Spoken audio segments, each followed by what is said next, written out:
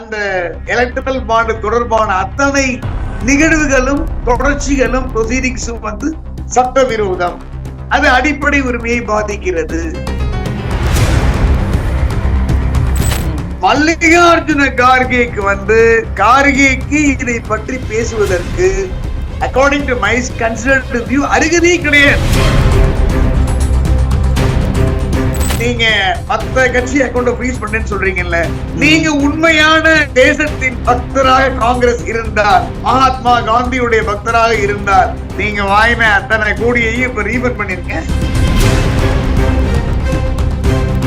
எல்லா அரசியல் கட்சிகளும் நல்ல ஞாபகம் வச்சுங்க, பிஜேபியா இருக்கட்டும், காங்கிரஸா இருக்கட்டும், ஏடிஎம்கே, டிஎம்கே, திரிணாமுல் காங்கிரஸ், சந்திரசேகரராவ் காங்கிரஸ், தெலுங்கு தேசம், என்னென்ன எல்லா பார்ட்டியுமே வாங்கியிருக்காங்க.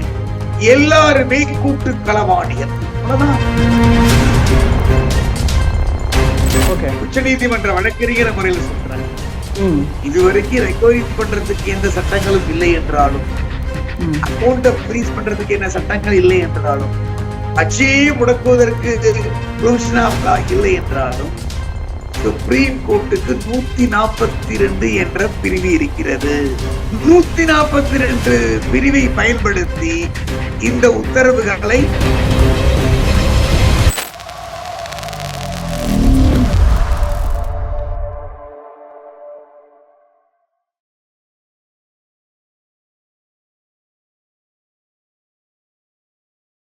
ஐதமிழ் நேயர்கள் அனைவருக்கும் அன்பு வணக்கம். இன்றைய சிறப்பு நேர்காணலில் நம்மோடு இணைந்திருக்கிறார் உச்சநீதிமன்ற மூத்த வழக்கறிஞர் திரு ஆர் கிருஷ்ணமூர்த்தி அவர்கள். அவரிடம் தற்போது பல்வேறு அரசியல் நிகழ்வுகள் சார்ந்த சட்ட கருத்துக்கள் குறித்து பேச இருக்கிறோம். பேசலாம். வணக்கம் சார். வணக்கம் சார், நல்லா இருக்கீங்களா? அப்படியே as usual. Thank you very much for kind inquiry. தேங்க்யூங்க சார். ஓகேங்க சார். சார், இப்போ நான் முதல்ல ஆரம்பிக்கணும்னு நினைக்கிற விஷயம், இன்னைக்கு கூட உச்சநீதிமன்றத்தில் ஒரு அப்டேட்டாக ஒரு தீர்ப்பாக ஒரு விஷயம் சொல்லப்பட்டது, உத்தரவாக சொல்லப்பட்டது. எலக்டோரல் பாண்ட்ஸில் முழு விவரங்களையும் கொடுங்க திங்கட்கிழமை அப்படின்னு சொல்லிட்டு எஸ்பிஐக்கு உச்சநீதிமன்றம் சொல்லியிருக்கிறாங்க. இந்த எலக்டோரல் பாண்ட்ஸில் நிறைய தகவல்கள் தற்போது வரைக்கும் வெளியிடப்பட்டிருக்கு. 2 ஆவணங்களாக வெளியிடப்பட்டிருக்கு. ஸோ இதன் மூலமாக உச்சநீதிமன்றத்தில் இப்போ எடுத்திருக்கிற இந்த ஸ்டெப்ல இருந்து இந்த விஷயத்தை எப்படியெல்லாம் பார்க்கலாம் சட்ட ரீதியில் அப்படின்னு நினைக்கிறீங்க? அதாவது கிளியர் கட்டா உங்களுக்கு எலக்ட்ரல் பாண்ட் ரத்து பண்றாங்க. அதோட என்டையர் டீடைல்ஸ் பப்ளிஷ் பண்ணுங்கன்னு ஆர்டர் போடுறாங்க. எஸ்பிஐ அவகாசம் கேட்கிறாங்க.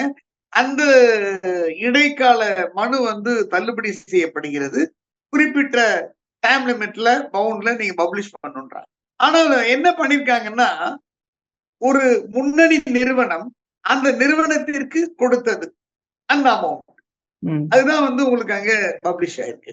சுப்ரீம் கோர்ட்ல full bench, honourable full bench என்ன கேட்கிறாங்கன்னா, இப்ப ஃபார் எக்ஸாம்பிள் ஃபைன் ஃபியூச்சர் அப்படின்னு ஒரு நிறுவனம் சொல்லு, அண்ட் மோர் ஒரு வேதாந்தா அப்படின்றாங்க. வேதாந்தாலாம் 630 crores கொடுத்ததா சொல்லப்பட்டிருக்கிறது. அப்ப எந்த அளவுக்கு ஸ்டெர்லைட் அப்படின்னு யோசிக்க வேண்டிய விஷயங்களா இருக்கு இல்லையா? தாமிரம் நமக்கு வேணும். தாமிர உற்பத்திங்கிறது இன்றியமையாதது. தாமிரம் இல்லாம, காப்பர் இல்லாம எதுவுமே பண்ண முடியாது. அப்ப என்ன எதிர்பார்க்கிறாங்கன்னா, நம்பர் 1, எஸ்பெஷலி யார் பேர்ல யார் பத்திரத்தை வாங்கினார், அதான் டீடைல். வேதாந்தான்னா வேதாந்தா நிறுவனத்தின் சார்பாக பத்திரம் வாங்கியவர் யார், ஃபைன் ஃபியூச்சர்னா பத்திரம் வாங்கியவர் யார். அப்ப அதுல என்ன பண்றாங்கன்னா, ஒரு டீடைல்ஸ் ரீஜனல் பார்ட்டிஸ் உடைய நிறுவனங்கள் எல்லாம் குறிக்கல. திரிணாமுல் காங்கிரஸ் 1600 something அப்படின்னு சொல்றாங்க க்ரோஸ் வாங்கிருக்காங்க. அப்ப திரிணாமுல் காங்கிரஸுக்கு எக்ஸ்க்ளூசிவா யாரெல்லாம் அந்த எலக்ட்ரல் பாண்டை வாங்கி நிதியை கொடுத்துருக்காங்க.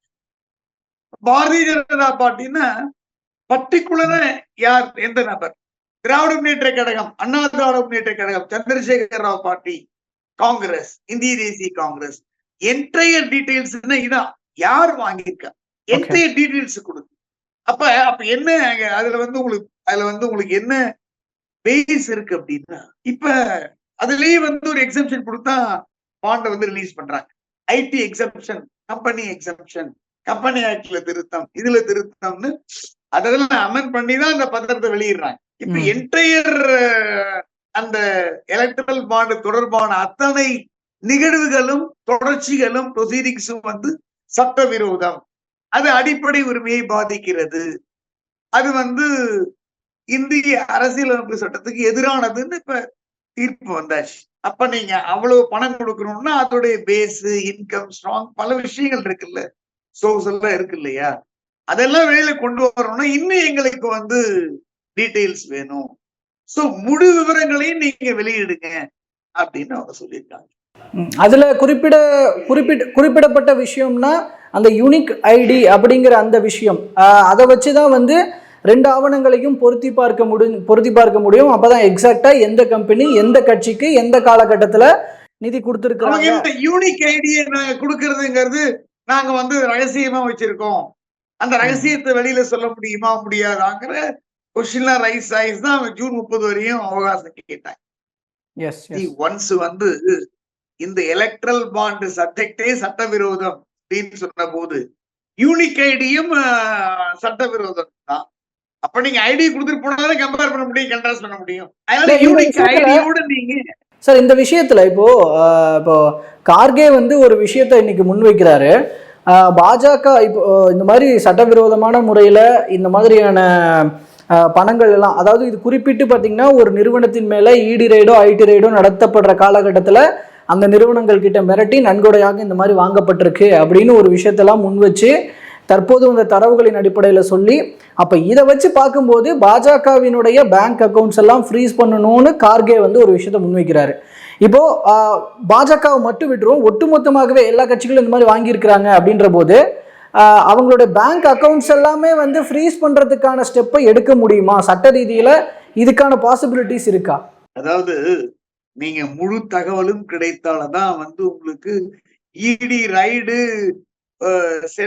செல்லக்கூடிய இந்த கேசியம் ஜோசியம் உண்மையிலே இடி ரைடுக்கு போன அந்த பர்டிகுலர் கம்பெனிஸ் பர்டிகுலர் இன்ஸ்டிடியூஷன்ல இருந்து பணம் பெறப்பட்டிருக்குதான் தெரிய வரும். மல்லிகார்ஜுன கார்கேக்கு வந்து கார்கேக்கு இதை பற்றி பேசுவதற்கு according to my considered view அருகதையே கிடையாது. ஏன் அப்படின்னா காங்கிரஸும் எலக்ட்ரல் பாண்டு 3000 கோடி லெவல்ல அவங்களும் வாங்கியிருக்காங்க. 2500 3000 கோடிக்கு அவங்களும் வாங்கியிருக்காங்க. அப்ப நீங்களும் வாங்கின போது அடுத்தவனை வந்து குறை சொல்றேன்னா உங்களுக்கு முதல்ல அருகதையே இல்லைன்ற இதை வந்து ஒரு பொதுமக்கள் கேட்டா கூட அருகதை இருக்குன்னு சொல்லலாம். காங்கிரஸ் கவர்மெண்ட்டும் இதை வாங்கி இருக்குது, ஏன் அப்படி வாங்காம போட்டிருக்கலாமே. அப்ப நான் கேட்கிறேன், நீங்க மத்த கட்சி அக்கௌண்ட் ஃப்ரீஸ் பண்ணேன்னு சொல்றீங்கல்ல, நீங்க உண்மையான தேசத்தின் பக்தராக காங்கிரஸ் இருந்தால், மகாத்மா காந்தியுடைய பக்தராக இருந்தால், நீங்க வாங்கின அத்தனை கோடியையும் இப்ப ரீஃபண்ட் பண்ணிருங்க. ரீஃபண்ட் பண்ணிட்டு அதுக்கப்புறம் அடுத்தவனை பத்தி பேசு. அதனால மல்லிகார்ஜுன கார்கேக்கு இந்த எலக்ட்ரல் பாண்டை பத்தி பேசுவதற்கு கொஞ்சம் கூட அருகதை இல்லை. Is incompetent, is disqualified. அவர் சொன்ன கருத்துங்க சார், அவர் சொன்ன கருத்துக்கு இப்போ இன்கேஸ் இந்த ஃபுல் டீடைல்ஸ் வருது, அப்போ இந்தந்த நிறுவனங்கள் இப்படிலாம் கொடுத்துருக்காங்க அப்படின்ற போது இது ஒட்டுமொத்தமாக அரசியலமைப்பு சட்டத்திற்கு எதிரானதுன்ற உச்ச நீதிமன்றத்தினுடைய அந்த பாயிண்ட்ல இருந்து பார்க்கும்போது அப்ப ஃபர்தரா இந்த ஆக்ஷன்ஸ் எடுக்க வாய்ப்பு இருக்கா? பேங்க் அக்கவுண்ட்ஸ் ஃப்ரீஸ் பண்றது, பணத்தை சீஸ் பண்றது, மறுபடியும் எலக்ட்ரல் பாண்ட மட்டும்தான் ஷட் டவுன் பண்ணிருக்காங்களே ஒழிய, விவரங்களை வெளியிடணும்னு சொல்லியிருக்காங்களே ஒழிய, பொதுமக்கள் டொமைன்ல தெரியப்படுத்தணும்னு சொல்லியிருக்காங்களே ஒழிய, இத ஃப்ரீஸ் பண்ணக்கூடிய சட்டங்கள்லாம் இல்லையே. எப்படி ஃப்ரீஸ் பண்ணுவீங்க? அவன் எலக்ட்ரல் பாண்ட் ரிலீஸ் பண்ணும் போது இதற்கு உண்டான அந்த பாதுகாப்பு அம்சங்கள் எல்லாம் கருத்துல கொண்டு தானே அவங்க கம்பெனி ஆக்ட்ல வந்து அமெண்ட் பண்றாங்க, இன்கம் டாக்ஸ் ஆக்ட்ல அமெண்ட் பண்றாங்க. யோசிங்க. சோ அதெல்லாம் வந்து நீங்க சட்டவிரோதம் அறிவிச்சாதான பேங்க கூட ஃப்ரீஸ் பண்ண முடியும். இப்ப என்ன பண்ணலாம் அப்படின்னு என்னுடைய வியூ எடுத்துங்களேன். என்னை போன்ற பிரதர் அட்வொகேட் வியூ என்ன அப்படின்னா, இப்ப வேதாந்தா நிறுவனம் 630 கோடி கொடுத்திருக்கிறது, ரைட்? இப்ப அது வெளில வந்திருக்கு, அதனுடைய முழு டேட்டாவும் மண்டே வருதுன்னு வச்சு, அதுக்கப்புறம் நம்ம வந்து தேச நலனை சார்ந்தவர்கள் வந்து ரைட் இன்ஃபர்மேஷன் ஆக்ட்ல கேட்கணும். இந்த வேதாந்தா நிறுவனத்துக்கு ஏதாவது நீங்க கான்ட்ராக்ட் கொடுத்திருக்கீங்களா, டெண்டர் கொடுத்திருக்கீங்களா, வேற ஏதாவது அவர்களுக்கு நீங்க ஏதாவது கன்செஷன் கொடுத்திருக்கீங்களா அப்படிங்கறது நம்ம தரவு அடிப்படையில கேட்டு ஒரு கம்பெனி ஃபைன் ஃபியூச்சர்னு சொல்றாங்கன்னு வச்சுக்கோங்க. அந்த கம்பெனிக்கு என்ன கொடுக்கப்பட்டு இருக்கிறது, அதெல்லாம் நம்ம தோண்டி துருவி எடுத்தாதான் அப்ப வந்து உங்களுக்கு இந்த இப்ப கான்ட்ராக்ட்னா நீங்க உங்களுக்கு தான் கொடுப்பீங்க, டெண்டர்னா நீங்க உங்களுக்கு தான் கொடுப்பீங்க இல்லையா. வேற வேற ஐ மீன் மெடிக்கல் காலேஜுக்காரன் கொடுத்துருக்கான்னு வச்சுக்கோங்க, அப்ப அவனுக்கு பிஜி சீட்டை நீங்க ரைஸ் பண்றீங்க. இன்ஸ்டிடியூஷன் வந்து டீம்டு யூனிவர்சிட்டி ஆக்குறதுக்கு இப்ப எஸ்ஆர்எம்னா எவ்வளவு கொடுத்துருக்காங்கன்னு பாக்கணும்ல, அவனு கொடுத்துருக்கலாமே, பல பேர் கொடுத்துருக்கலாம்ல. சோ அதனால என்ட்ரி டீடைல்ஸ் வந்தாதான் உங்களுக்கு இவர்களுக்கு என்ன சலுகை காட்டப்பட்டது அப்படிங்கறத வச்சுதான் வந்து நீங்க இந்த ஊழல் அப்படின்னு போடுற முடியும். இந்த விஷயத்தில் நமக்கு என்ன தெரிய வருது அப்படின்னா, எல்லா அரசியல் கட்சிகளும் நல்ல ஞாபகம் வச்சுங்க, பிஜேபியா இருக்கட்டும், காங்கிரஸா இருக்கட்டும், ஏடிஎம்கே, டிஎம்கே, திரிணாமுல் காங்கிரஸ், சந்திரசேகர ராவ் காங்கிரஸ், தெலுங்கு தேசம், என்னென்ன எல்லா பார்ட்டியுமே வாங்கியிருக்காங்க. எல்லாருமே கூட்டு களவாணிகள், அவ்வளவுதான். சோ என்ன பண்றாங்க, இந்த எலக்ட்ரல் பாண்டை வந்து பயன்படுத்தி எந்தெந்த கட்சிகள் யாராட்ட நன்கொடை வாங்கி இருக்காங்களோ அவர்களுக்கு நிச்சயமாக அவங்க பேக்டோர்ல சட்டவிரோதமாக சட்டப்படி செய்யக்கூடிய விஷயங்களை சட்டவிரோதமாக அவங்க undue advantage, undue influence, unlawful gain நிச்சயமா நடந்திருக்கும் அப்படின்னு ஒரு சஸ்பிஷன் எல்லாருக்குமே எடுக்கிறது. சோ உண்மையிலேயே வந்து இப்ப எல்என்டி எடுத்துக்க, இப்ப எல்என்டி எவ்வளவு கொடுத்துருக்கான்னு நீங்க பாக்கணும். இப்ப ஒரு ரீஜினல் பார்ட்டிக்கே வந்து 500 கோடி, 600 கோடி, 700, டிஎம்கே பாத்தீங்கன்னா 639 கோடின்னு ஹிந்துல போட்டிருக்காங்க. சப்ஜெக்ட் வெரிஃபிகேஷன் நீங்க ஹிந்துல பாத்தீங்கன்னா ஹிந்து இங்கிலீஷ்ல ஒரு காலம் ஒரு கிராஃப் போட்டிருக்காங்க. அந்த கிராஃப்ல டிஎம்கே 639 crores போட்டிருக்காங்க சப்ஜெக்ட் வெரிஃபிகேஷன். அதனால யாரெல்லாம் இந்த அமௌண்ட் யார்கிட்ட வாங்கினார்களோ அவங்களுக்கு என்ன பெனிஃபிட் பண்ணிருக்காங்கிறத நம்ம ஃபர்ஸ்ட் ஃபைண்ட் அவுட் பண்ணணும். அதுதான் வந்து ஊழல். இதுல என்ன புரியுது அப்படின்னா, எல்லா அரசியல் கட்சிகளும் கூட்டு களவாணிகளாக ஆகி நன்கொடை என்ற பெயர்ல பணத்தை, ஃபார் எக்ஸாம்பிள் ஒருத்தர் ஒரு 10 கோடி பணத்தை கவர்மெண்ட் கொடுக்குறான் அப்படின்னா ஆதாயம் எதிர்பார்க்காத கொடுப்பாங்க. ஒரு சின்ன குழந்தை கூட எல்கேஜி ஸ்டூடெண்ட் கூட சொல்லுமே, ஏதோ ஒரு பெனிஃபிட் எதிர்பார்த்தேன், அது என்ன பெனிஃபிட், நீ என்ன அந்த கம்பெனிக்கு கொடுத்தீங்க, அந்த நபருக்கு என்ன கொடுத்தீங்கிற டீடைல்ஸ் எக்ஸ்ட்ராக்ட் பண்ணணுங்கிற பணம் கொடுக்கப்பட்ட காலகட்டத்துல ரைடுகள் நடத்தப்பட்டிருந்தாலோ அல்லது அதற்கு பணம் கொடுக்கப்பட்ட காலகட்டத்துக்கு அப்புறமா அவங்களுக்குன்னு டெண்டர்லாம் ஏதாவது கொடுத்திருந்தாலோ சொன்னது மாதிரி இதெல்லாம் ஃபர்தரா தெரிய வரும் பட்சத்துல இதெல்லாம் ஃபர்தரா தெரிய வரும் பட்சத்துல அப்ப அதற்கப்புறம் அந்த பணத்தை ரெக்கவரி பண்றதுக்கான நடவடிக்கைகள் எடுக்கப்படுமா? எந்த மாதிரியான நடவடிக்கைகள் சட்டத்துல வாய்ப்பு? இதுவரைக்கும் வந்து சட்டத்துல அந்த மாதிரி ப்ரொவிஷன்ஸ் இல்ல, இதுவரைக்கும் இல்ல. அந்த அமௌண்ட்டை ரெக்கவரி பண்றதுக்கோ அந்த அமௌண்ட்டை ஃப்ரீஸ் பண்றதுக்கோ எந்த விதமான ஃப்ரீஸ் அந்த அரசியல் கட்சியை முடக்குவதற்கோ, கட்சியே முடக்கலாம் நீங்க எலெக்ஷன் கமிஷன்ல, சீரியஸ் அஃபென்ஸ், இதெல்லாம் வந்து எக்கனாமிக்கல் அஃபென்ஸ் இல்லையா. இப்ப என்ன சொல்றாங்கன்னா, இப்ப 650 கோடி வேதாந்தா கொடுத்திருக்குன்றாங்க, 630 கோடி 650 கோடி.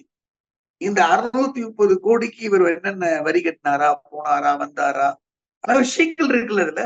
அப்ப 630 கோடி நீங்க சென்ட்ரல் கவர்மெண்ட் ஒரு கட்சிக்கு கொடுத்துட்டு அதுல நீங்க எத்தனை கோடி சம்பாதிச்சிருக்கீங்க? பொதுமக்களுடைய நிலைமை என்ன, இந்தியாவுடைய எக்கனாமி என்ன, இந்தியாவுடைய பெர்காப்டா இன்கம் என்ன, பல விஷயங்கள். இதெல்லாம் எக்கனாமிஸ்ட் எல்லாம் கேட்டீங்கன்னா அலசி ஆராய்ஞ்சிருவாங்க, பல விஷயங்கள் இருக்கு இதுல. சோ இப்ப நமக்கு என்ன தெரிய வருகிறதுன்னா, ஃபர்ஸ்ட் நான் சொன்ன மாதிரி எலக்ட்ரல் பாண்ட் ரிசீவ் பண்ண அத்தனை அரசியல் கட்சியினரும் இதை பத்தி பேசுறதுக்கு அருகதை கிடையாது. நீ கூட வாங்கியிருக்க, இவன் குறைச்சி வாங்கியிருக்கான், இவன் இன்னும் குறைச்சி வாங்கியிருக்கான், அவ்வளவுதான் மேட்டர். அதாவது ஒரு குற்றம் நடக்கிறது, அந்த குற்றத்துல A1, A2, A3, A4, A5 அப்படிங்கிற மாதிரி நீங்க அந்த பார்ட்டி A1 வச்சுங்க, இந்த பார்ட்டி A2 வச்சுங்க, இந்த party A3, A4, A5, A6, ஒரு A26 வரை வச்சுங்க. அவ்வளவுதான். பட் எல்லாருமே அக்யூஸ் தானே வராங்க. அந்த மாதிரி எல்லாருமே கூட்டுக்களவாணிகள் தான். பொதுமக்களை ஏமாத்திருக்காங்க, இந்தியாவே ஏமாத்திருக்காங்க. சாதாரண ஒரு சாதாரண இந்திய குடிமகன், வாக்களித்த குடிமகன் ஒரு டெண்டரை பார்ட்டிசிபேட் பண்றதுக்கோ, ஒரு கான்ட்ராக்ட் எடுப்பதற்கோ, ஒரு கல்லூரி ஆரம்பிப்பதற்கோ, பல அரசு சார்பாக சட்டப்படி செயல்படுவதற்கோ இது உங்களுக்கு முடியாது அப்படிங்கறதான இது தெரியப்படுத்துது. Okay sir. ஸோ அப்போ இந்த விஷயத்துல ஃபர்தரா என்ன நடக்க போகுது அப்படிங்கறத அடுத்தடுத்த பொறுத்து இருந்து பார்க்கலாம். நான் பொன்முடி அவர்களுடைய நான் மட்டும் ஒன்று சொல்றேன். கேட்டீங்க ஒரே ஒரு பாயிண்ட். ஓகே. உச்சநீதிமன்ற வழக்கறிஞர் முறையில சொல்றேன். இதுவரைக்கும் ரெக்கவரி பண்றதுக்கு எந்த சட்டங்களும் இல்லை என்றாலும், அக்கௌண்ட ஃப்ரீஸ் பண்றதுக்கு என்ன சட்டங்கள் இல்லை என்றாலும், கட்சியை முடக்குவதற்கு ப்ரொவிஷன் ஆஃப் லா இல்லை என்றாலும், சுப்ரீம் கோர்ட்டுக்கு 142 என்ற பிரிவு இருக்கிறது. 142 பிரிவை பயன்படுத்தி இந்த உத்தரவுகளை பின்னாளில் பிறப்பிக்கலாம். இல்லைன்னு நம்ம சொல்ல முடியாது. Okay, sure.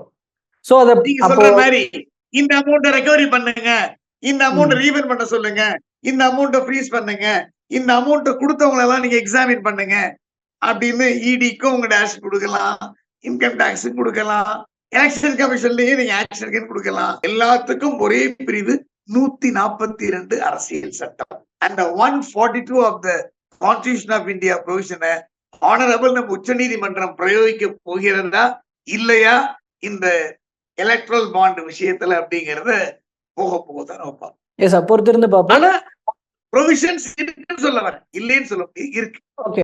So okay sir. Okay, அப்போ இந்த வழக்குகள் எல்லாம் இப்போ பொறுத்திருந்து பார்க்கலாம் அடுத்தடுத்து என்ன நடக்க போகுது அப்படின்னு. பல்வேறு சட்ட ரீதியிலான தகவல்கள் குறித்து எங்களோடும் எங்கள் மூலமாக மக்களோடும் இவ்வளவு நேரமா பகிர்ந்துகிட்டதுக்கு ரொம்ப நன்றிங்க sir. Jai, thank you so much.